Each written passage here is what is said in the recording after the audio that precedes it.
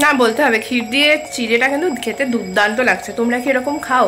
এই জিনিসটা আমি আর ইগনোর করতে পারছি না, কারণ কি তোমরা হয়তো তার কমেন্ট দেখেছো, বাজে ভাষা বা অকথ্য ভাষা যদি সেখানে ব্যবহার করা হয় সেটা খুব একটা ভালো লাগে না। শাড়ির দাম আর শাড়ির পছন্দ হওয়ার সাথে আই ডোন্ট থিঙ্ক কোনো কানেকশন আছে।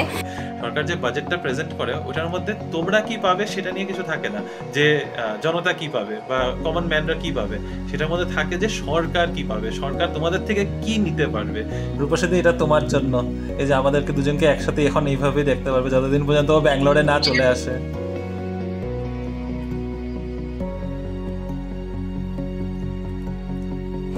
এই গাছটা যদি তোমাদের মনে থাকে, এই রুমের জাস্ট উইন্ডোর কর্নারে রাখা ছিল। গাছটার লাস্ট টাইমে হাইট কিন্তু এতটা হয়েছিল, আর দেখো 2 সপ্তাহ বাদে গাছের হাইট কোথায় গেছে, বিশাল লম্বা হয়ে গেছে কদিনের মধ্যে।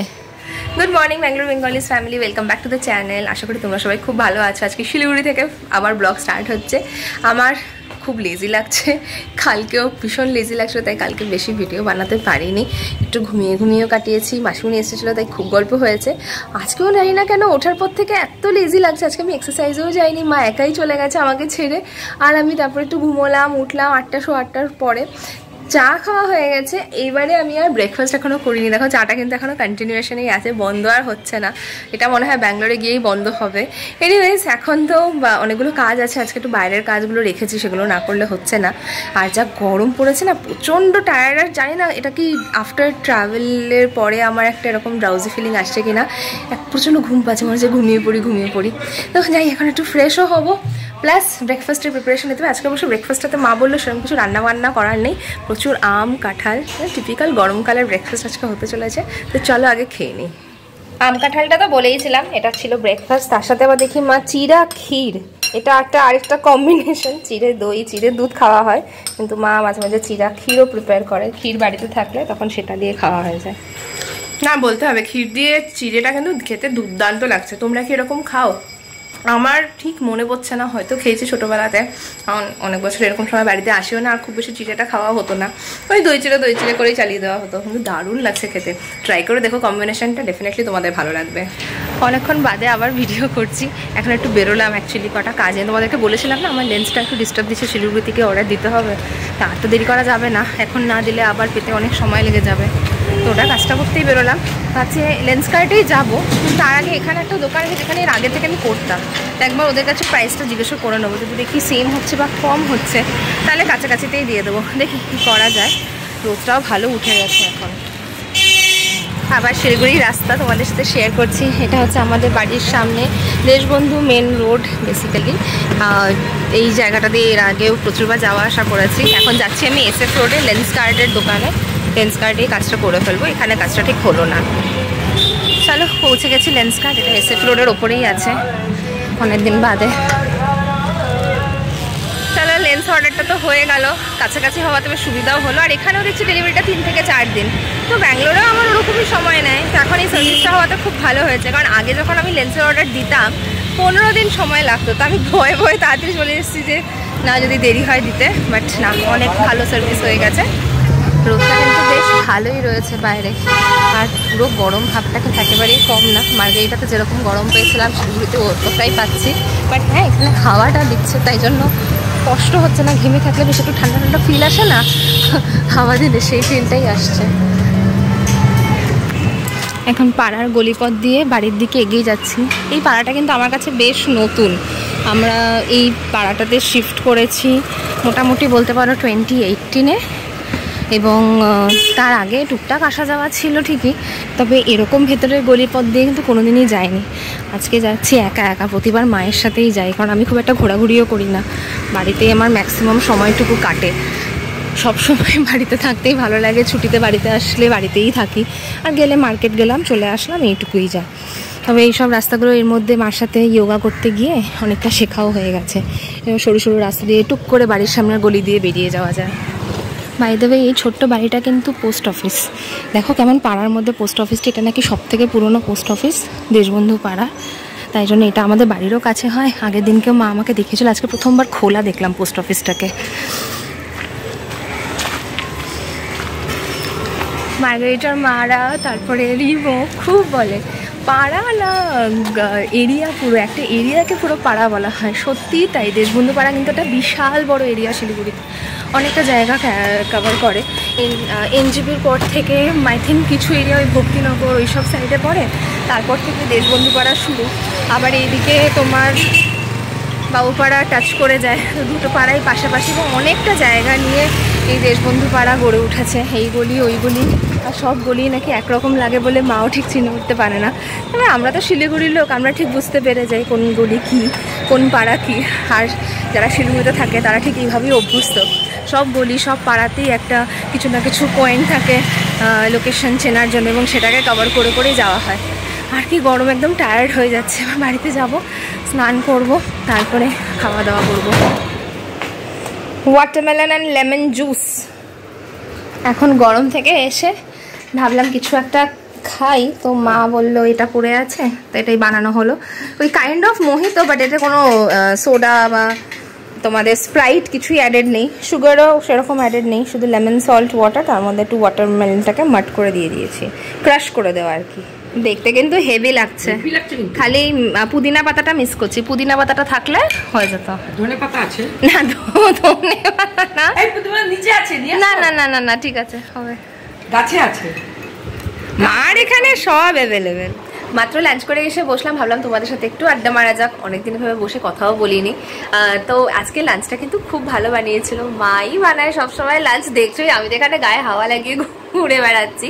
তো আজকে লাঞ্চে মা বানিয়েছিল খুব সুন্দর রুই মাছের ঝোল, যেটা তো কমন, আলাদা করে নতুন করে দেখানোর মতো কিছু ছিল না, কিন্তু একটা দারুণ আইটেম মা বানিয়েছিল। সেটা হচ্ছে কলমি শাকের চচ্চড়ি, তাও আবার চিংড়ি মাছ দিয়ে।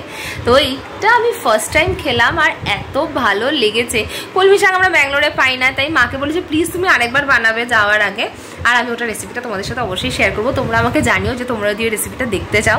আমার এটা খুব ভালো রেসিপি হবে, তোমরাও অনেক নতুন একটা আইটেম পাবে, কারণ আই থিঙ্ক কলমি শাক চচ্চড়ি তো সবাই খায়, চচ্চড়ি বা ভাজাটা আই থিঙ্ক সবাই খায়, তো এটা একটা ডিফারেন্ট আইটেম হবে তোমাদের জন্য, একটা নতুন খাবার তোমরা বানাতে পারবে, আর তার ফিডব্যাকটা অবশ্যই আমাকে তখন শেয়ার করতে পারবে। বাট তার আগে আমাকে তোমরা জানিও যে তোমরা অ্যাকচুয়ালিতে রেসিপিটা দেখতে চাও কিনা, তাহলে আমি খুব শিগগিরই ওটার একটা প্রপার রেসিপি ভিডিও বানিয়ে তখন তোমাদের সাথে শেয়ার করব। এবার তোমাদের সাথে কথা বলার আর একটা কারণ, ভাবলাম এই জিনিসটা আমি আর ইগনোর করতে পারছি না, কারণ কি এক তো ফার্স্ট কথাই বলে দিচ্ছি, আমরা পাবলিক ফোরামে আছি, পাবলিক প্ল্যাটফর্মে এসে যখন ডেলি ব্লগিং করছি, ভালো খারাপ সবটাই আমাদের কাছে খুব ইম্পর্টেন্ট।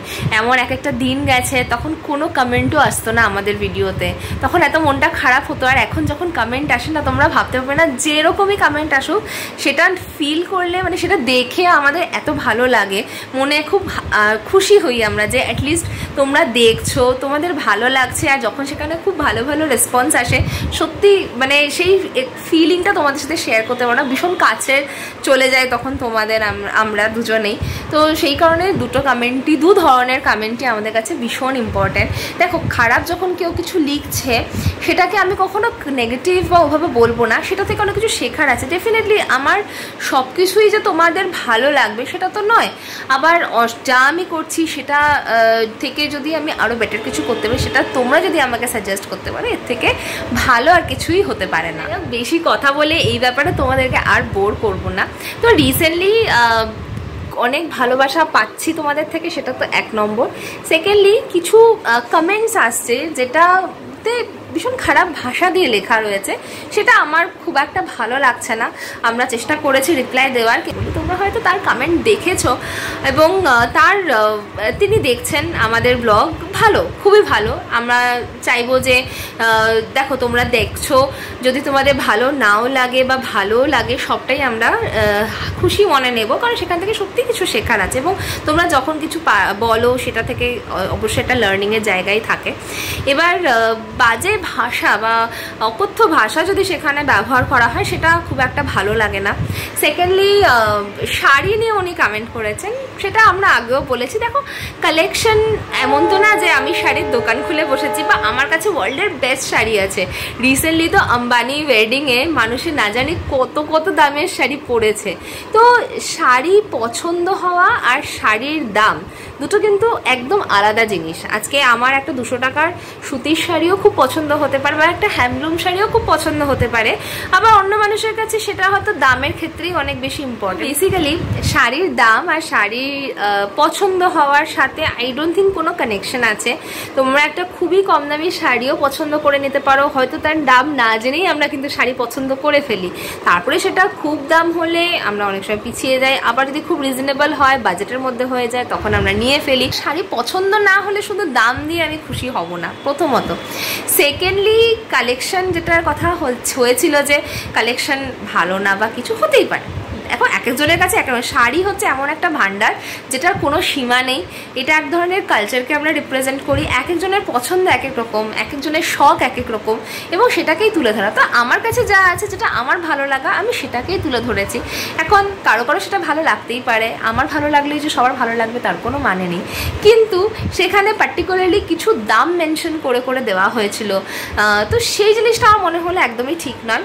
আর পার্টিকুলারলি দুটো দোকানের কথা কিন্তু সেখানে মেনশন করা হয়েছে। আমি জানি না সেই দোকানগুলোকে তোমরা চেনো কিনা, গৌরী শরিয়া আর Anand, if I am not wrong. আমি প্রথম নাম শুনেছি। কলকাতায় কিন্তু শাড়ির দোকান, আমি যদি ভুল বলি প্লিজ বলো, সবার আগে সব থেকে বেশি শোনা মানুষের কিন্তু আদি মোহন কাঞ্জিলাল, ভীষণ ফেমাস।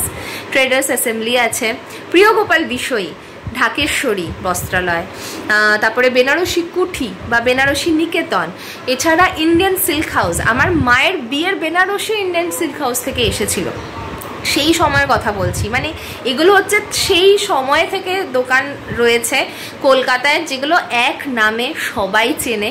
এবং আজও আমি বলতে পারি, মধ্যবিত্ত হোক বা খুব হায়ার মিডল ক্লাস ফ্যামিলি হোক, বা হতে পারে অনেক রিচ কেউ হলেও হয়তো তারা সেখানে যায়।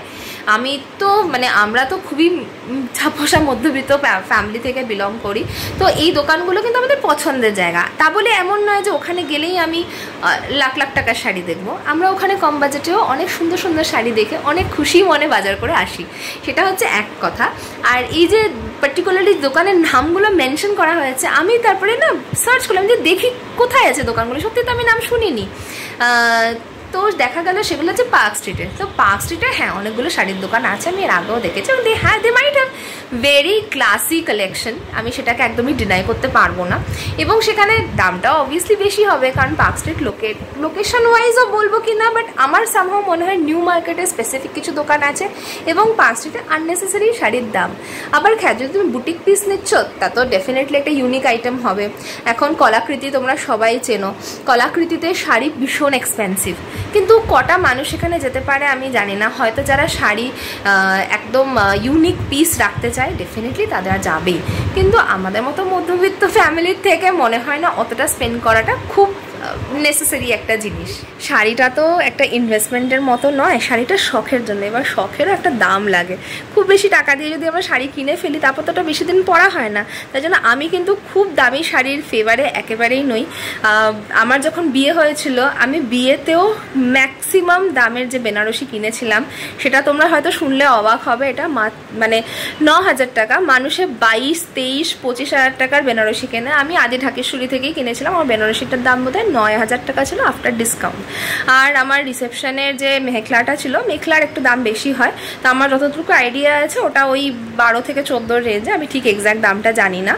আর আই ডোন্ট থিঙ্ক কি খুব বেশি টাকা ইনভেস্ট করাটাও খুব দরকার। এগুলো জিনিস আমাদের দেশে তুলেই রাখা হয়, তাই জন্য এর থেকে বেশি দামি আমার কাছে আর কিচ্ছু নেই। আর আমি কোনোদিনও কিনতেও চাই না। এটা আমি ভীষণভাবে ডিটারমাইন্ড, যে জিনিসটা ইন ফিউচারে আমাকে কোনো রকমভাবে মানে রিটার্ন দেবে না, শুধুমাত্র একটা আলমারিতে রেখে দেওয়ার জন্যই থাকবে, তো সেই জিনিসের পিছনে আমি ডেফিনেটলি অত টাকা ইনভেস্ট করতেও চাই না, আর আমি করবোও না। এত গরম লেগে গেছিলো না, খাটে এসে বসে আরামসে আবার কথা বলছি তোমাদের সাথে। তো গৌরী শরিয়া আর আনন্দ, তোমরা যদি কেউ ভিজিট করে থাকো ডেফিনেটলি আমাকে বলো। আমার একটা ইচ্ছে থাকলো এই দোকানগুলোতে অবশ্যই যাওয়ার। ওনারা যদি পারমিশন দেন, ওনাদের শাড়ির কালেকশনও আমি অবশ্যই শেয়ার করব। তবে আমি গুগলে যতটুকু দেখলাম, বেসিক্যালি স্টোর সম্পর্কে আইডিয়া করতে গেলে গুগল দেখলে তোমরা অনেক ফটোস পেয়ে যাবে, যেটা আমিও তাই করেছি।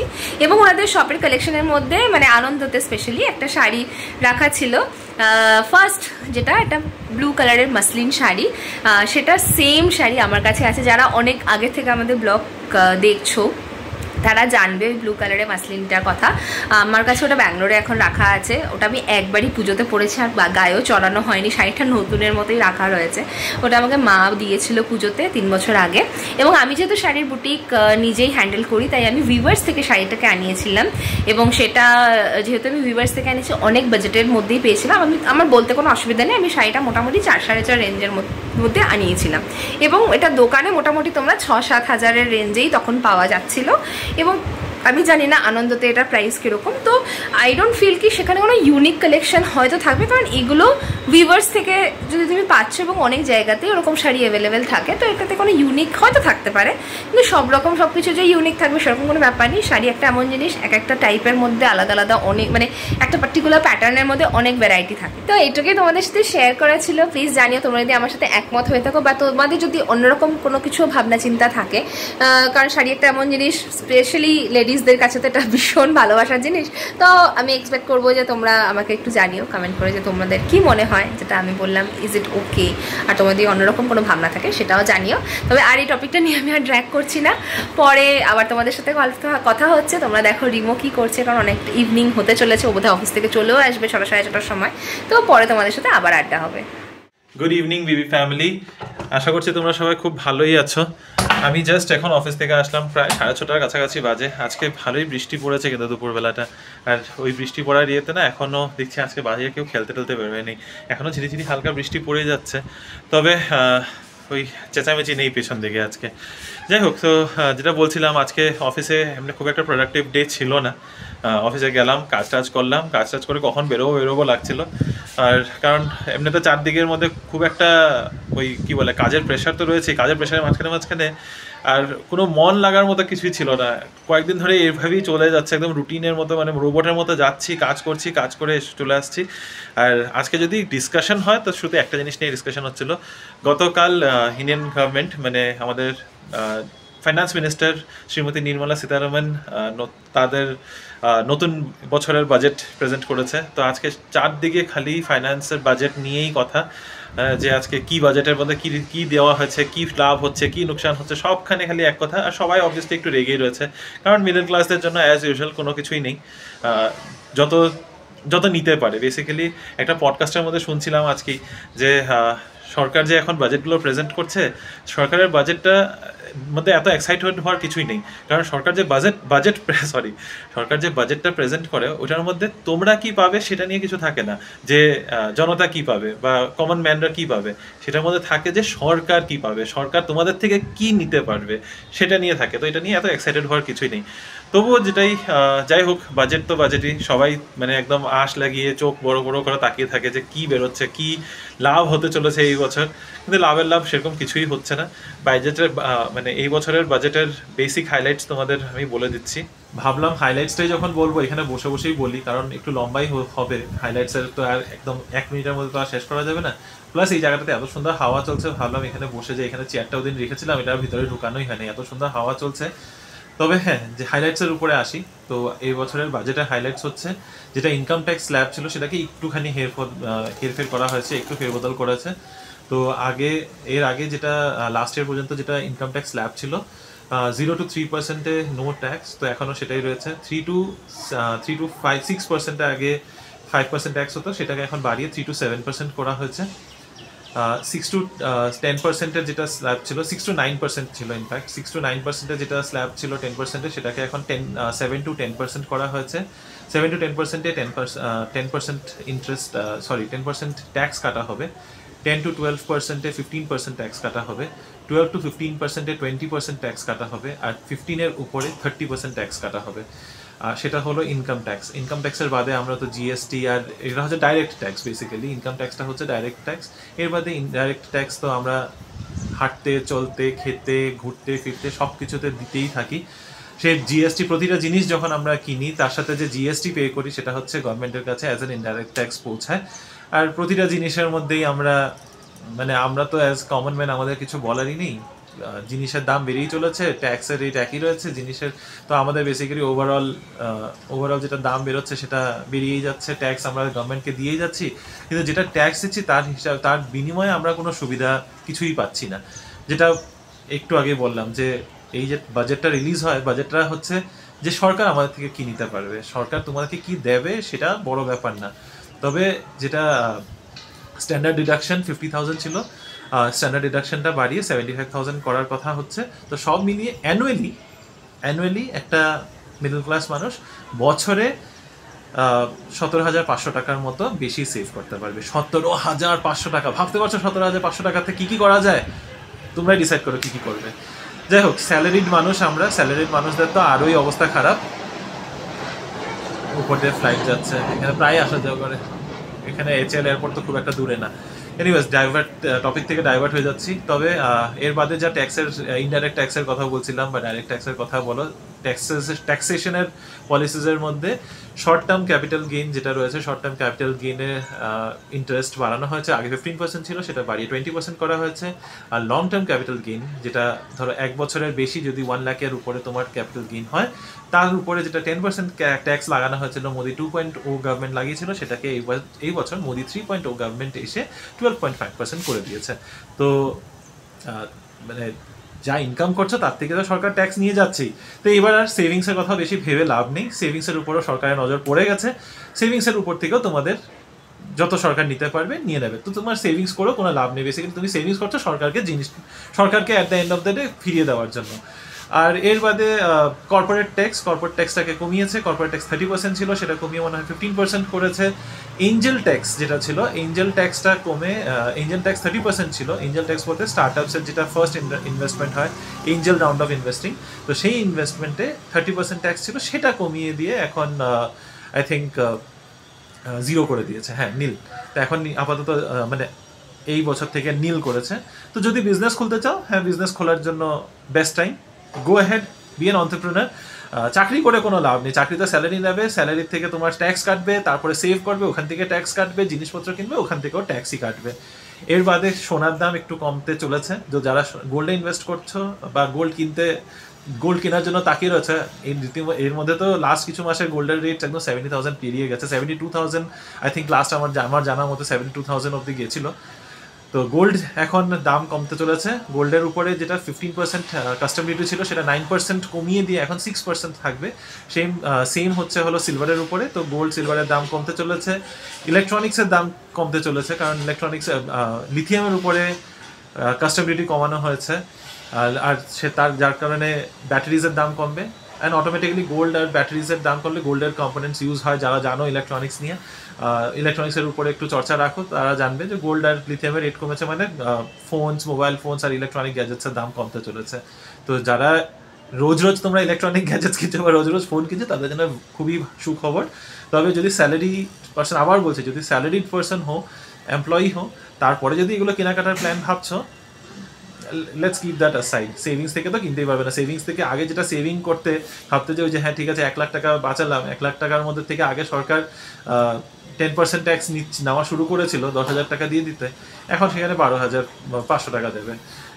তো এনিওয়ে, যেটাই হোক, এখন যেটা দিতে হবে তো দিতে হবে। গভর্নমেন্ট ট্যাক্স ইম্পোজ করছে, তা আমাদের পে করতেই হবে। সরকার নিজের পুঁজি বাড়ানোর চেষ্টা করেই যাচ্ছে, কিন্তু তার বিনিময়ে আমরা কি পাবো সেটার কোনো চর্চা হয় না। বড় খালি কথা দেওয়া হয় যে রোডসের জন্য এত লক্ষ কোটি টাকা ইনভেস্ট করা হবে, ইনফ্রাস্ট্রাকচারের পিছনে এত লক্ষ কোটি টাকা, ডিফেন্সের পেছনে এত লক্ষ কোটি টাকা, অ্যান্ড সো হ্যান্ডসফোর্থ এমপ্লয়মেন্ট বাড়বে, কিন্তু হওয়ার বেলায় কি সত্যি হয় সেটা আমরা নিজেরা একটু রিসার্চ করলেই জানতে পারবো। রোডস সেই বড় এক্সপ্রেসওয়ে বানানোর জন্য দেখানো হয়, বড় ব্রিজ বানানো হচ্ছে, যেটা স্পেশালি বিহার, যেখানের মধ্যে এই বছর সব থেকে বড় অ্যালটমেন্ট দেওয়া হয়েছে। আর কেন দেওয়া হয়েছে সেটাও জানো, বিহার আর আন্ধ্রপ্রদেশ গভর্নমেন্টকে কেন এই বছর বড় অ্যালটমেন্ট দেওয়া হয়েছে, ওখানে আর যাচ্ছি না। তবে বিহারকে যেখানে সব থেকে বড় অ্যালটমেন্ট দেওয়া হয়েছে, বিহারের মধ্যে একটু বৃষ্টি বাড়লেই ব্রিজ ধুয়ে পড়ে যাচ্ছে, মানে ব্রিজ ধুয়ে খালি পড়ে যাচ্ছে না, ব্রিজ ধুয়ে নিয়ে চলে যাচ্ছে। তো করাপশনের কেসেস কোথায় যাচ্ছে সেটাও বুঝতে পারছো। সরকার এই টাকাগুলো দিয়ে কী করছে আমাদের প্রশ্ন করারও কোনো জায়গা নেই। সরকার যেরকম মতো আমাদের থেকে চাইতে থাকবে, আমরা দিতে থাকবো, কিন্তু সেই টাকার কোনো হিসাব আমরা চাইতে পারবো না। তো এনিওয়ে, এসব ভেবে আর লাভ নেই। তো এবার যাই, বিকালবেলা এখন একটু খিদাও পেয়ে গেছে এত কথা বলতে, গিয়ে কিছু একটা খাই, তারপরে আবার আসবো। দেখি, চা তো না, তবে সেই দুধ আর বিস্কিট আর বইটা নিয়ে এসেই বসলাম এখানে। এত সুন্দর হাওয়া চলছে, এখানে না বসে আর অন্য কোথাও বসতে ইচ্ছা করছে না। তো চলো শুরু করি। আমার এই বুকটাও দেখো কালকে রাতে যে পড়া শুরু করেছিলাম অলমোস্ট 70 পেজেসের কাছাকাছি পড়া হয়ে গেছে। এখন আছি হলো চ্যাপ্টার 6-এ। তোমরা কারা কারা হ্যারি পটারের বই পড়েছো একবার জানিও, আর কারা কারা হ্যারি পটারের শুধু মুভি দেখেছো সেটা জানিও, আর কারা কারা বই পড়ে তারপরে মুভি দেখেছো এটাও জানিও। কারণ যারা বুক পড়ে তারপরে মুভি দেখেছে তারা অ্যাকচুয়ালি তো বুঝতে পারবে যে আমি কি বোঝানোর চেষ্টা করছি। কারণ বুকের মধ্যে এত সুন্দর করে এত ডিটেলস দেওয়া রয়েছে না, এগুলো মুভিতে সত্যি ওরকম ক্যাপচার করা যায় না। বুকের মানে একটা বুক পড়ে যত ডিটেলসে একটা মানে ওয়ার্ল্ডের মধ্যে তুমি ঢুকতে পারবে, মুভির মধ্যে আই ডোন্ট থিঙ্ক সেই ক্যাপাসিটিটা থাকে। হ্যাঁ, হয়তো ইন্টারেস্টিং বানাতে পারে, যেরকম মানে ভেরি স্পেসিফিক্যালি ফোর্থ মুভিটার থেকে, মানে ফোর্থ বুকটা এত বেশি মোটা, আর ফোর্থ মুভিটাকে বানিয়েছে হলো আই থিঙ্ক 2 ঘন্টা 20 মিনিট কি 2 ঘন্টা 30 মিনিটের মুভি, মানে 2.5 ঘন্টার মুভি। তো এত মোটা বুকটাকে 2 ঘন্টাতে একদমই জাস্টিফাই করা যায় না। ওর মধ্যে এত কিছু রয়েছে, এত ইন্টারেস্টিং ওই বুকটা। কিন্তু মানে goblet of fire, Harry Potter and the goblet of ফায়ারের কথা বলছি, 4 নম্বর বুক বলছি। Harry Potter and the goblet of fire যারা মুভি দেখেছো, আমি তোমাদেরকে এইটুকু বলতে পারবো, যারা শুধু মুভি দেখেছো এইটুকু তোমাদেরকে বলছি যে তোমরা you have not even seen 1/3 of what the actual world is. তো একবার যদি পারো, যদি তোমাদের বই পড়তে ইন্টারেস্ট থাকে, একবার বুকসগুলো পড়ো, খুব ইন্টারেস্টিং, খুব বেশি ভালো লাগবে। চলো আমি পড়ি এখন। পড়তে আমি দুধের চুস্কি দিই। এখন বাজে 8:30। রিনির সাথে ফোনে কথা বলতে বলতে ভাবলাম যে রান্নাঘরে ঢুকি, রান্নাঘরে একটু রান্নাবান্না এগিয়ে রাখি। তো রান্নাঘরে ঢোকার পরে খেয়াল হলো যে চাল হচ্ছে বাটি। তারপরে ওর সাথে ফোনে কথা বলতে বলতেই নিচে আসলাম, আর ঝিরিঝিরি বৃষ্টিও পড়ছে। না ঠিক আছে, যতটুকু দরকার আছে ততটুকু নিয়ে যাই। তবে এখানে যে বললাম খুব দাম বেশি, এখানে চাল 75 রুপিস কেজি। এখন আশেপাশে এটাই ছিল, ঝিরিঝিরি বৃষ্টির জন্য এখন বেশি দূরে যেতেও পারবো না, তাই এখান থেকে জাস্ট 2 দিন চলার মতো করে চালটা নিলাম। কালকে অফিস থেকে আসার পথে তখন একটু বাজার করে নিয়ে আসতে লাগবে মনে করে। এখন একবার এখানে এসে পড়লে না, এই আশেপাশে আর মানে চালের দোকান নেই, মানে গালামাল দোকানই নেই কোনো গ্রসারি আইটেমের। আর কিনতে হলে এই একদম ইমার্জেন্সির জন্য এখান থেকে কিনতে লাগে, আর ও জানে যে এটা ইমার্জেন্সির জন্য কেনা হচ্ছে এখান থেকে, সে কারণে একটু বেশিই নেয় দামটা। যাই হোক, ঠিক আছে, এখন আপাতত 2-3 বেলার জন্য ব্যবস্থা হয়ে গেছে। তো যাই, গিয়ে রান্নাটা বসাই। মোটামুটি একটু এগিয়ে রেখেছি ওর সাথে কথা বলতে বলতে। আজকে কালো চানা বলেছিলাম, ভিজিয়ে রেখে গেছিলাম, এসে সেদ্ধ করে দিয়েছি। আর ডাল ভিজিয়ে রেখেছি, ভাবছি ডালের বড়া করবো। অনেক দিন ধরে ইচ্ছা করছে ডালের বড়া করবো, কিন্তু ডালটা ভিজাতেই ভুলে যাই। তো মুসুর ডালের ভিজিয়ে রেখেছি, মুসুর ডালের বড়া করবো। আর সাথে চানা, কালো চানা দিয়ে দেখি একটা কিছু করবো। এই হচ্ছে আমার ডিনারের আজকের প্রস্তুতি। এখানে কালো চানা ভিজিয়ে সেদ্ধ করে রাখা আছে। তো কালো চানাটা দিয়ে এখন রাইস বানাবো। ভাবছি পুরোটা এখন ঘুগনির মতো করে বানাবো না, একটুখানি ইউজ করে আমি একটা চানাওয়ালা রাইস বানাবো। আর এখানে রয়েছে কালকের বানানো লিভার মেটে চচ্চড়ি, একটুখানি টিফিনে নিয়ে গেছিলাম, একটুখানি রয়েছে। আর তার সাথে ডাল বেটে, মানে মুসুর ডালের যে বেটে সব রেডি করে রেখেছি, এটা ভাজা করব। তো এটা দিয়ে আমার আজকের ডিনার হয়ে যাবে। আর এই চানাওয়ালা রাইসটা দেখাচ্ছি তোমাদেরকে পরে। রিনি সেদিন যে রূপসীদি বলেছে আমাদেরকে একসাথে দেখতে চায়, তো ভাবলাম চলো আমরা যখন ভিডিও কলে কথা বলছি, রূপসীদি এটা তোমার জন্য, এই যে আমাদেরকে দুজনকে একসাথে এখন এইভাবেই দেখতে পারবে যতদিন পর্যন্ত ও ব্যাঙ্গালোরে না চলে আসে। ভার্চুয়াল রিমনি ইজ ব্যাক। আমরা এখন ভিডিও কলে কথা বলতে বলতে কিছু শোনা, তোমরা একটা ব্লগই দেখতে পাচ্ছ, আমি সাথেই আছি। কিচ্ছু শোনা যাচ্ছিল না, মাঝখানে আওয়াজ চলে গেছে। আমি বললাম যে দুজনে দুই জায়গা থেকে ব্লগ করলে, একটা ব্লগে যেহেতু আছি দুজনে তো একসাথেই আছি। যাই হোক, আর কিছুদিন আর কয়েকটা দিনের ব্যাপার, সপ্তাহ কিছু মাসও হতে পারে। আমি এখনো ডিসাইড করিনি আমি যাবো কিনা ব্যাঙ্গালোরে বাইরে। আচ্ছা ঠিক আছে, বেশি বকবক করবে না। চলো বাই বলে দাও, হয়ে গেছে, রেডি হয়ে গেছে আমার রাইস। এই হচ্ছে আমার আজকে ডিনারের পাত। এই যে চানা দিয়ে রাইস, দেখতে কিছুটা পোলাওয়ের মতো, বাস এটার মধ্যে চানা দেওয়া আছে, জিঞ্জার গার্লিক পেস্ট আছে। জানি রাইসের মধ্যে জেনারেলি জিঞ্জার দেয় না, তো এটা বিরিয়ানি টাইপ বলতে পারো। এখানে রয়েছে মেটে, বড়া করে নিয়েছি, সাথে একটু পেঁয়াজ। চলো ডিনার করে নিই এবার।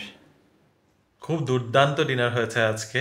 কালো চানার যে বিরিয়ানি বলি বা পোলাও যেটাই বলো, কালো চানার পোলাও যেটা বানিয়েছিলাম সেটা যে এত ভালো হয়েছে খেতে, ভাবছি তোমাদের সাথে রেসিপিটা শেয়ার করব। আজকে তো এক্সপেরিমেন্টাল ছিল, কালো চানা সেদ্ধ করে রেখেছিলাম, ভাবলাম যে ঠিক আছে চলো একাই মানুষ আছি, কিছু একটা নতুন কিছু ট্রাই করি, খেতে যেমনই হবে খেয়ে নেবো। আমি এখন নিজের জন্য রান্না করছি, নিজেই গিনিপিগ, তো যেমনটাই হবে কোনো রকম করে গিলে তো ফেলবই। কিন্তু এত যে ভালো হবে এটা সত্যি আমি ভাবিও নি, খুবই টেস্টি হয়েছিল। তাই ভাবছি এটাকে আরেকবার বানাবো, আর বানিয়ে এইবার রেসিপিটা তোমাদের সাথে শেয়ার করবো। তারপরে এখন খাওয়া দাওয়া করে উঠে ফোনে কথা টথা বলে এখন এখানে হল রুমে বসে বসে আজকে এই বুকটা পড়ছিলাম। কারণ বেডরুমে বসে বসে না আমি নিজেই ফ্রাস্ট্রেট হয়ে গেছি যে একই, মানে পুরো বাড়িতে আর কেউ থাকে না, মানে এখন তো আমি আপাতত একাই আছি, যেটা বুঝতেই পারছো। আর তো একা একা যখন আছি, পুরো বাড়িতে কেউ নেই, কথা বলার কেউ থাকে না, তো আমি খাওয়া দাওয়ার পরে লাইট টাইট অফ করে গিয়ে বেডরুমেই বসি, বেডরুমেই ইয়ে করে থাকি। তারপরে আজকে মনে হচ্ছে যে মানে একই জায়গায় বসতে বসতে না নিজেরই কেমন একটা লাগছে। বললাম যে না, আজকে লাইট টাইট জ্বালিয়ে, যেন চারপাশে সব লাইট জ্বালিয়ে এখানে হলরুমেই বসে আছি, হলরুমে বসে বসেই বুকটা পড়ছিলাম। তো অনেকটাই পড়া হলো, তবে এখন অনেকটা লেটও হয়ে গেছে, প্রায় 12টা, ইনফ্যাক্ট 12টা বেজে পারই হয়ে গেছে। তো ভাবছি এখন ফাইনালি ওয়াইন্ড আপ করি। রিনিও ওখানে একটু ব্যস্ত ছিল বিকাল থেকে, তো এই জন্য আর মনে হয় না ব্লগ কন্টিনিউ করেছে করে। তো আমি আজকের ব্লগটাকে এখানে শেষ করছি, তোমাদের সাথে দেখা হবে আবার একটা নতুন দিন, নতুন ব্লগ, নতুন গল্প নিয়ে। ভালো থেকো, সুস্থ থেকো। আজকের ভিডিওটা জানি একটু হয়তো বোরিং হয়ে যেতে পারে, একটু জ্ঞান বেশি হয়ে গেছে, তাও বলবো যদি তোমাদের আজকের ভিডিওটা কিছু পছন্দ হয়ে থাকে, please do like, share, comment and subscribe to our channel Bengaluru Bengalis. দেখা হচ্ছে আবার নতুন দিন, নতুন blog. Bye bye, good night.